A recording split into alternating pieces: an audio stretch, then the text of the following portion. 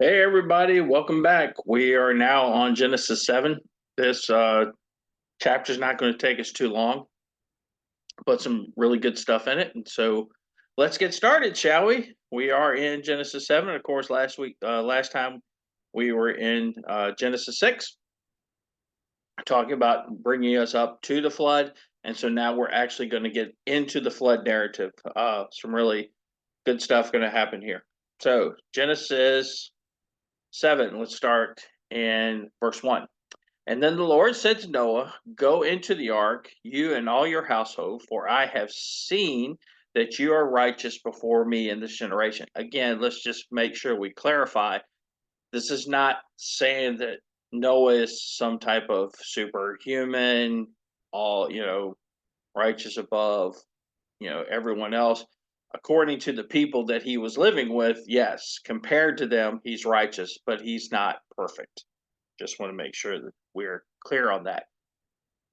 Verse 2, take with you 7 pairs of all clean animals, the male and his mate, and a pair of the animals that are not clean, the male and his mate. Verse 3, and the 7 pairs of the birds of the heavens also, male and female, to keep them and their offsprings alive on the face of all the earth. For in 7 days I will send the rain on the earth 40 days and 40 nights, and every living thing that I have made I will blot out from the face of the ground. So, a couple things we want to look at here. So, we know in Genesis 6, God had commanded 2 by 2, right? We all know it. I learned my multiplication tables from Schoolhouse Rock. Elementary, my dear, 2 by 2. I shouldn't sing. But that's where I learned them from singing that song, sadly. Anyway, but here in Genesis 7, we have God commanding 7 pairs of clean animals. So is this a contradiction? Well, no, it's not. Sorry, excuse me. So for every clean, so we'll look Genesis 6:19 for everything thing of all flesh, right? You shall bring 2 of every sort into the ark and keep them alive. So notice there's a differentiation between what we're talking about. All flesh in Genesis 6. And then in Genesis 7, he says, take you 7 pairs of clean. So he's differentiating between the 2 types. So it's an additional command, not a contradictory one. So God is saying, hey, including the 2 of everything, make sure of the clean you take 7. And we will, this is probably for food, but there's also another reason for this that we will see coming up here soon. So just and that's actually in chapter 8. We'll see that, but not right now. So verse 5, and Noah did all that the Lord commanded to him. And Noah was 600 years old when the flood of the waters came to the earth. And Noah and his son and his wife and his sons' wives went with him into the ark to escape the waters of the flood. So notice this is the whole family. This is all of Noah's family, his sons and the wives. Everybody goes on the ark. And of the clean animals and of the animals that are not clean and of birds and everything that crept on the ground. So God is even here differentiating between clean and unclean. This is probably something known to Noah as a being a righteous man of God, what was good and was not good, as far as eating. So that's the differentiation of clean and non clean. So he makes that pretty clear here. Verse 9, and then 2 and 2, male and female, went into the ark with Noah as God had commanded Noah. So some details, right? Verse 10, after 7 days, the waters of the flood came upon the earth.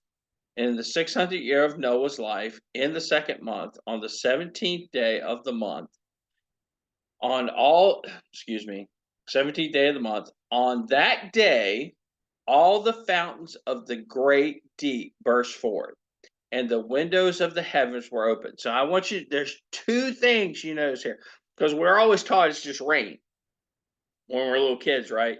It was rain, but no, it's actually two things. So the waters from the underneath the earth. So like in where I live, out here in the boondocks of Surrey County, Virginia, um, I live on a piece of property that has a deep well. It's 440 feet deep.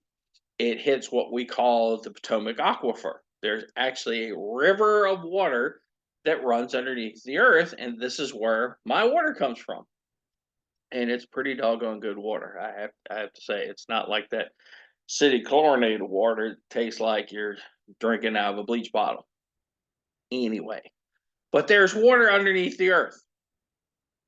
And I actually had an atheist guy who said, well, there's no way the whole earth could have been flooded because there ain't enough water on the earth to flood the earth.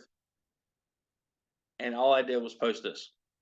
And given the fact that God also could make more water if he wants to, and what he did. But we have water coming from underneath the earth, coming up, and we have water coming down. So it's two directions, coming up, coming down. Two directions causes the flood.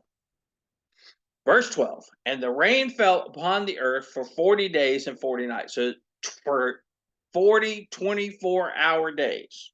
So again, if you go back to we talked earlier about in the Hebrew that a day technically is a 12-hour day. When they say day, they mean a 12-hour day. And when they mean a 24-hour day, they will say day and night together, 24 hours. So that's what we have here for in a 24-hour period, for 40 24-hour periods, it rained. That's a lot of rain. A lot. And on every same day, Noah and his sons, Shem, Ham, and Japheth, and Noah's wives, and the three wives of his sons with them entered the ark. So everyone gets on the ark prior to the rain happening. This God is making sure that we understand that everyone is on the ark before the rain starts. Everyone's there. It's not like it starts raining and then everybody decides to get on. No, everyone was there prior to 7 days. So you see this in verse 10, 7 days, right? The waters of the flood came upon the earth. So they had been on the ark for 7 days prior to this, before the flood starts. 14. And that every beast according to its kind, and all the livestock according to their kind, and every creeping thing that creeps on the earth according to its kind, and every bird according to its kind, and every winged creature. So every animal that's in the area where the ark is on the ark. Every land animal. So were dinosaurs on the ark? No, because there weren't any dinosaurs in that area. That's me saying this. Now, if you want to argue with that, please feel free to get in the comments and argue with me that there were dinosaurs on the ark. I don't see that. One, we have no fossilized records of dinosaurs being in that area, and if they would have been there, they would show up. We have them in other areas that were not connected to this area. And so I believe these are the animals at this area. Hence, if you want to make the argument that the dinosaurs died out in the flood, make that argument. One, the whole dinosaur thing isn't relevant to the redemptive narrative of the Bible. Hence why it's an interesting conversation and discussion, but biblically it's not relevant. So when people are, what about dinosaurs? It's not relevant. It's not relevant of what God's doing to redeem mankind to himself. So interesting, yes. Relevant, no. Let's stick to relevant. Verse 15. And so they went into the ark with Noah, two and two, all flesh of all, here again, two of all, right? That was the breath of life. 16. And all those that entered, male and female, again, you keep seeing the narrative of male and female, male and female, male and female. So when people say there are other genders, there are not. God has said male and female. He keeps repeating this, male and female. And this is not just humankind, this is of all biological life forms, male and female. All flesh went in as God commanded, and the Lord shut them in. So, a couple things we want to touch on here. So in verse 10, we see something important. And after 7 days, the waters of the flood came upon the earth. Okay. So there was a 7-day grace period that God had given. So he gets everyone on the ark, and the door is open, allowed to stay open for 7 days. So God gave the opportunity for other people to repent and to come aboard. Now, notice no one did, but God still gives the opportunity. And God always gives the opportunity for people to repent and to come to him. This is a picture of that God says, here's your chance. Here's this. Now, also notice that the door doesn't always stay open. And that when God decides, he's going to close that door. This is God's decision, not our decision. This is God's decision. So it's a beautiful picture that we see here, that God gave people an opportunity to repent and come on the ark and be saved. They chose not to. And then God closed the door. Remarkable. Verse 16. So all the male and female, and then God shuts them in. So God waits 7 days. God's the one that's closed the door, which shows that he determines everything. He's determined the time and place of events that are going to happen. He was the one. He said, here's your chance, 7 days. And when it was time, the door was closed. So doors open for a lot of folks out there. They need to be aware that the door is still open for them to come to Christ. But at some point, God will shut the door, and we need to be aware of that and to be preaching the gospel to folks, to bring them and to let them know the door's still open. It's a great picture. Verse 17. And then the flood continued 40 days on the earth. The waters increased and bore up the ark, and it rose on high above the earth. So the picture of this is, as the waters is coming down, it's coming up, the water's rising because it's coming up out of the earth, it's falling down from the ground, that the ark then begins to float. The ark is not a sailing vessel, okay? It is not meant to travel. It was not meant to go someplace. It was merely there to hold them. So the ark is just going to float. That's its sole purpose, is it's a life raft. It's a rescue vehicle. It's not made to travel. Here again, you still want to see a different kind of terms where you look at heretical teachings of things, and you look at the Mormons talking about building their boats, and they actually, this is why I believe it among numerous things that Joseph Smith has problems with. The other problem is that he parrots Noah's building of the boat, which is a boat that's made to float, not a boat that's made to sail. Because it's two different things. A boat that's made to float and a boat that's made to sail is not designed the same. And so in the Book of Mormon, they make the same kind of boat that's made to float. Well, how is it going to sail across the ocean? Makes no sense whatsoever. Other than another whole bunch of kind of stuff. I digress. I'm not going to chase that rabbit right now. But anyway, it's a boat made to float. So then the waters prevailed and increased greatly on the earth, and the ark floated above the face of the waters. And the waters prevailed so mightily on the earth that all the high mountains under the whole heavens were covered. And the waters prevailed above the mountains, covering them 15 cubic feet. So now, this is where people say, well, it wasn't a worldwide flood. It was a localized flood. Okay, people, you got a slight problem with that because some of the highest mountains in the world are in this area. So how do you overcome that? And it's not that they're just sort of over the water. It's like it just got over the very top. No, it's 15 cubics over the water. So it's another 50 feet above, I think cubics. I think that it might be 30 to 50, somewhere in there. It's really deep. I mean, when you think about the height of a mountain that's, a couple of miles in the air, that's really deep. That's a lot of water. This is not a localized flood. This is a worldwide flood. The earth is completely covered with water. There is no escaping from this, right? So this is not just localized. This is worldwide. The flood was completely covered. I know the atheist guys are going, oh, that's not true. Okay, guys.